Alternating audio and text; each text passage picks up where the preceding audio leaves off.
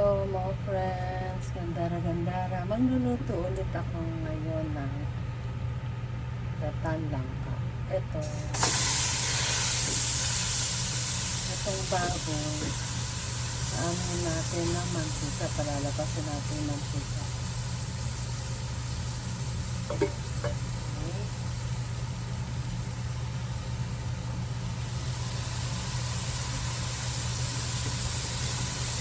Luto tayo ng gatang langka.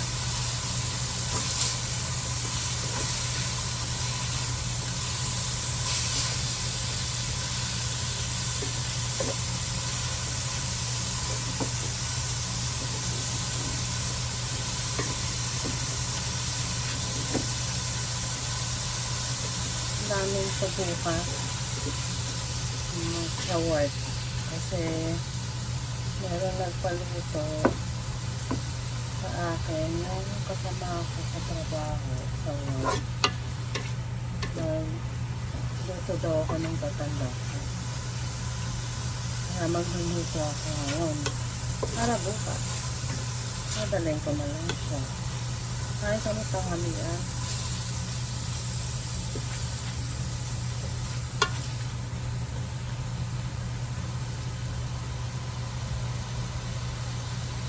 Masyadong mataba tong baboy na to kaya madaling lalabas yung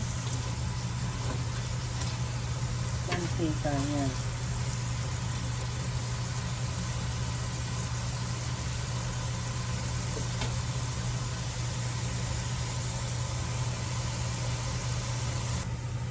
Ayan mga friends, ano na yung baboy, nag-iba na yung kulay. Lumabas na yung mantika niya. Kaya igigisa ko na yung bawang at saka sibuyas. Bawang sibuyas.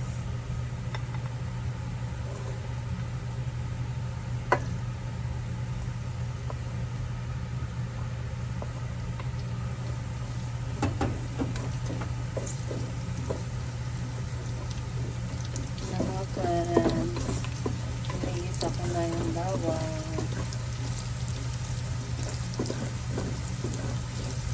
Tuin lang natin yung bawang konti kasi lalagyan na natin itong sibuyas.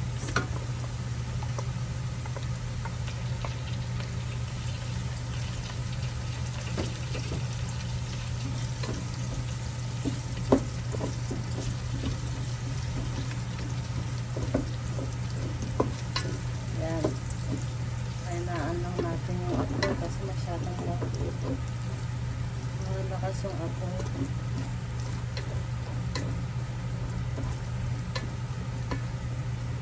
Na mga friends, yan ako magluto ng gatang langka.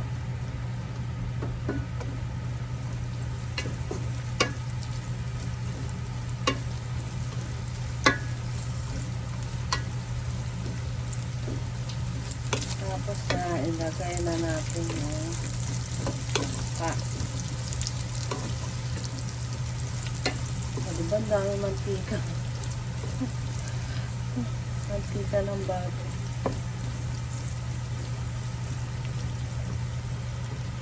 Ito ang dami ng langka. Ayan, langka. Ang dami. Lalagay na natin.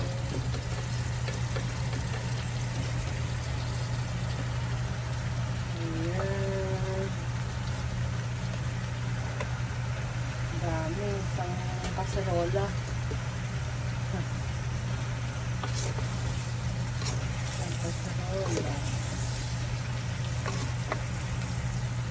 Walang pa.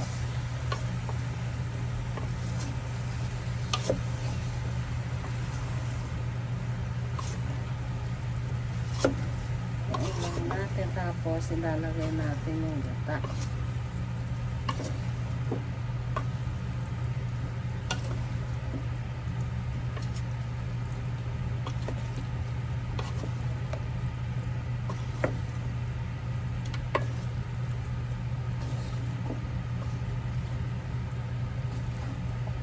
Dami no, isang kawan. Harapan yung gata.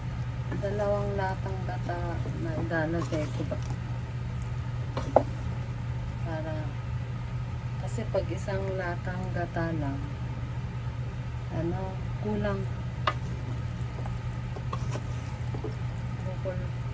Kulangin siya. Mas maganda yung dalawang latang gata. Para malasa ang gata. Di ba?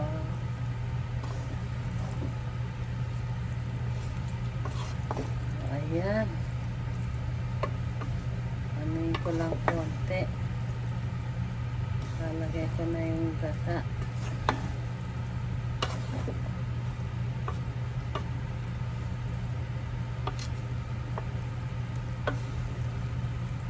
Sobrang dami, hindi masyadong mahalo-halo.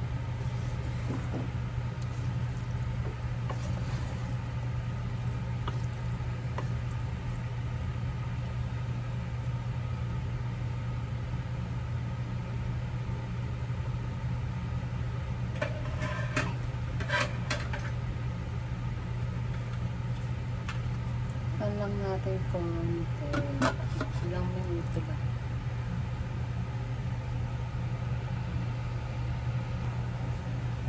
Ayan. Lalagyan na natin yung gata, Gata. Ano na siya, Naririnig niyo ba? Yung pag, para siyang kumukulo. Lalagyan na natin dito para malasa yung gata. Pero ang latang gata ilalagay ko. Ayan. Gata. Ayan. Kasi pag isang lata lang, kulang. Kailangan dalawang lata.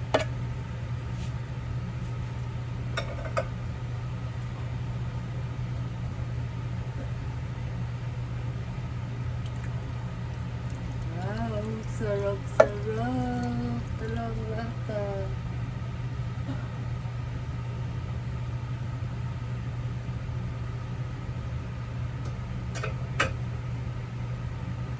Haluin lang natin ang konti.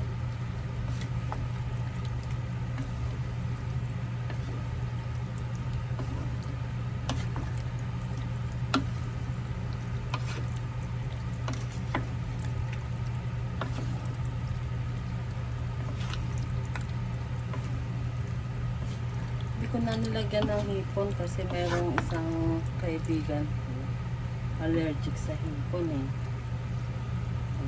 gusto kong patikim sa kanya tong gatang langka allergic sa hipon kaya hindi ko na nilagyan ng hipon para makakain din siya.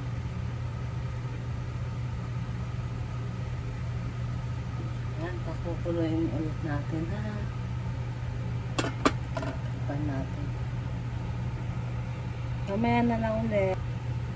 Ayan na, mga friends. Kumukulo na siya. Ayan lang natin. Ayan na. Sarap-sarap. Lagyan na natin.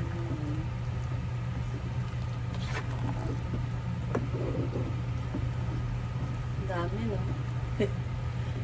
Lagyan natin itong bagong alamang. Lalagay ako ng bagoong. Yan.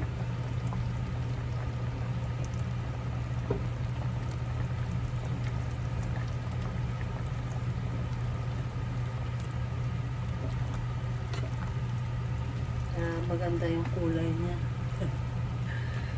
Kulay pink.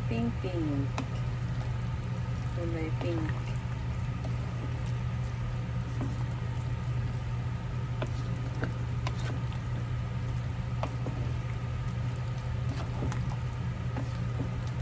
Repeat, di ba? Kulay pizza.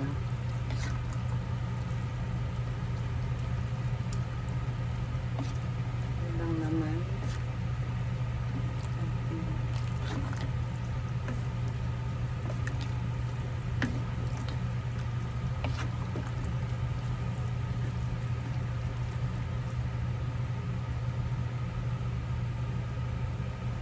Lagay natin itong siling. Siling green. Tsaka itong siling labuyo.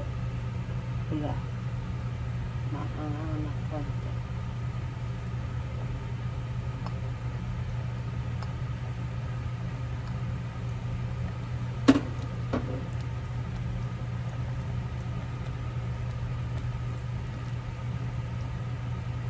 Yan. Takpan na lang natin ulit.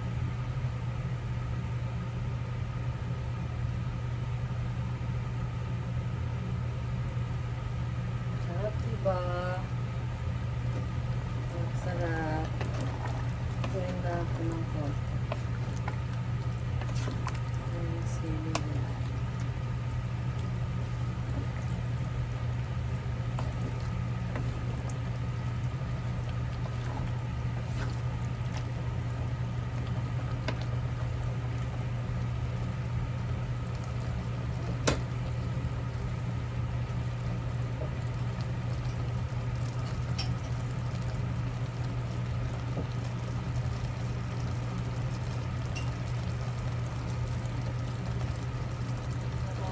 Kulang pa sa bagong lamang. Lagyan pa natin.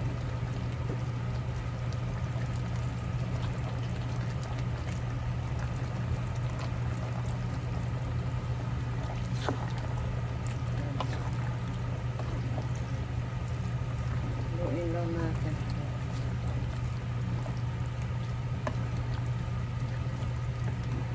Yan, sarap ito lang. Sarap mga friends.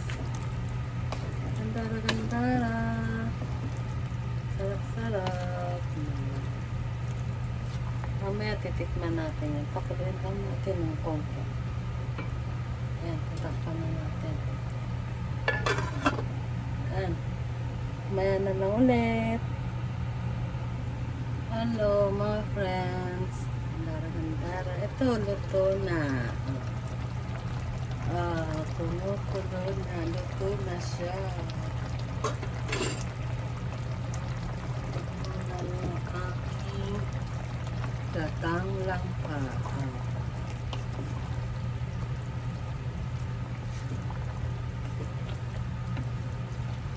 Sarap.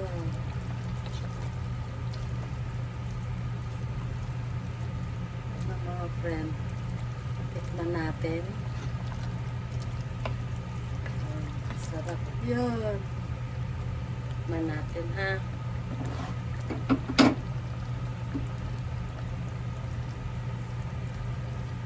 Titikman. Malambot na yung ano na. Yung langka, malambot na. Wow, sarap. Tikman natin. Tikman natin sa baw. Ang lasa. Siyempre, masarap. Sinawari rose ang nagluto.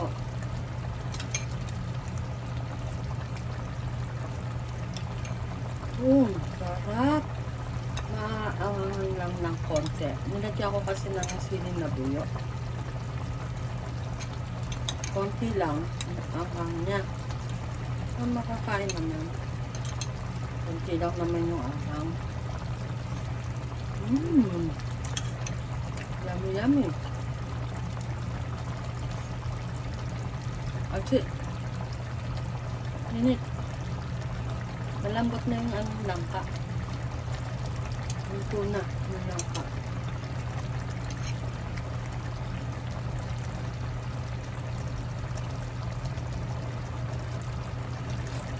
Init mo ako lang. Sarap.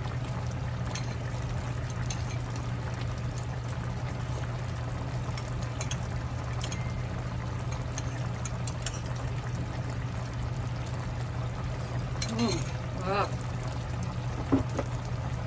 Ay, ay.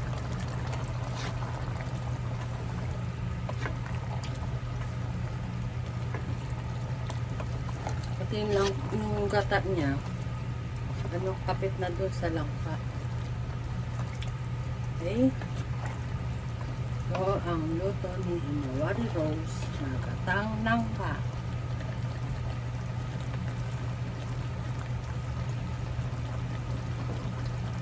Masarap to pag maanghang na maanghang. Pulutan. Bye-bye!